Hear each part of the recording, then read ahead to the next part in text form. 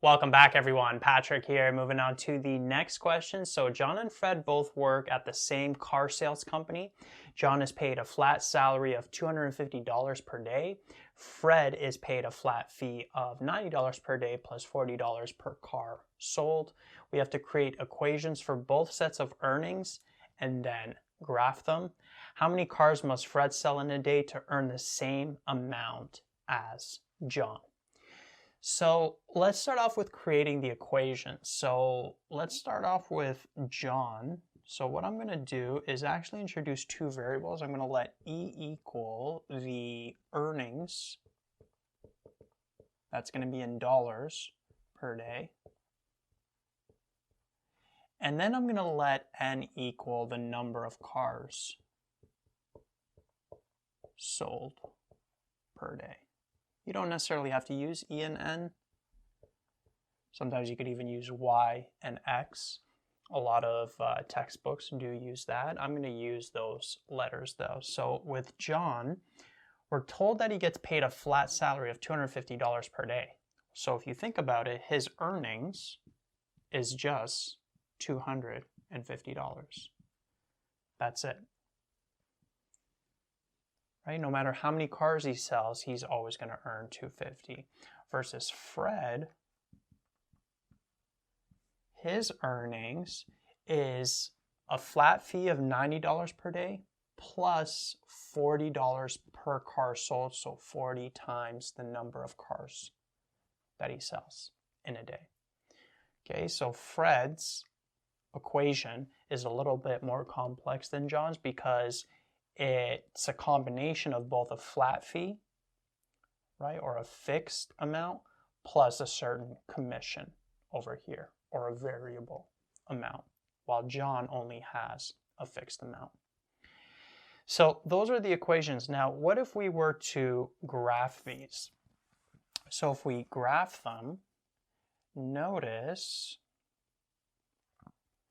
that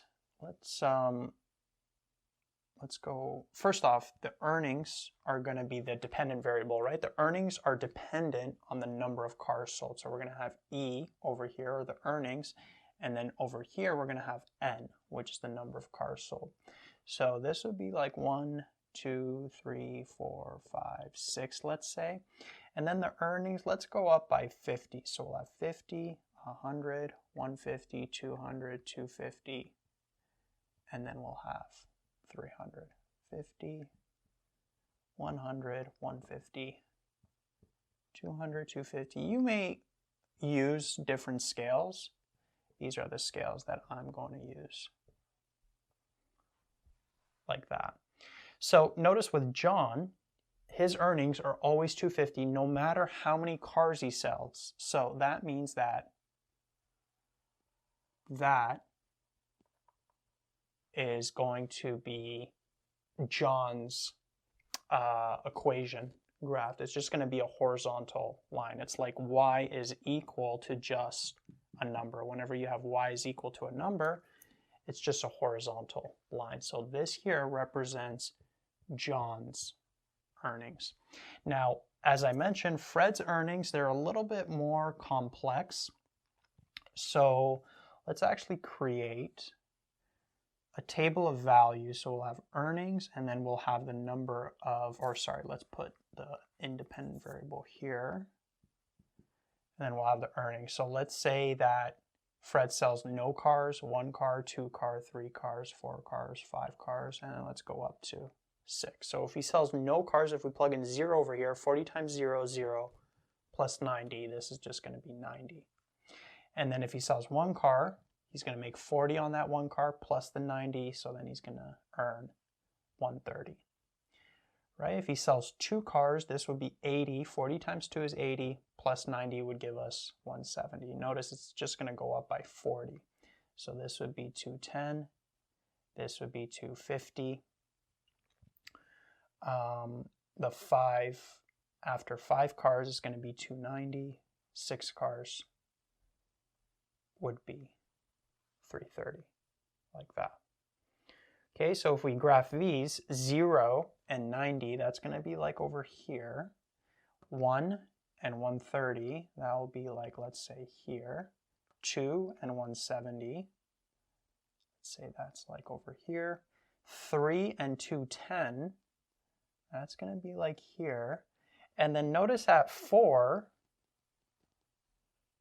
cars, their earnings are actually going to be the same then. So that's actually the answer to that last question. So at 4, it's going to be 250. At 5, it's going to be 290.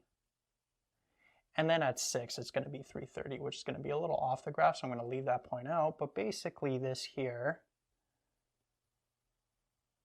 it ends up being a line, right? This is just a rough drawing, but if you do draw this on graph paper and use the exact scales, then you're going to get a more accurate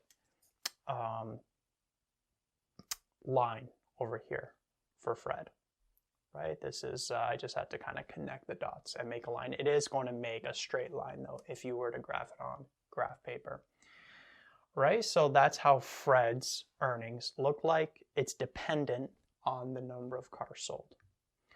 Okay, so the point of intersection between them over here is going to be 4 and 250.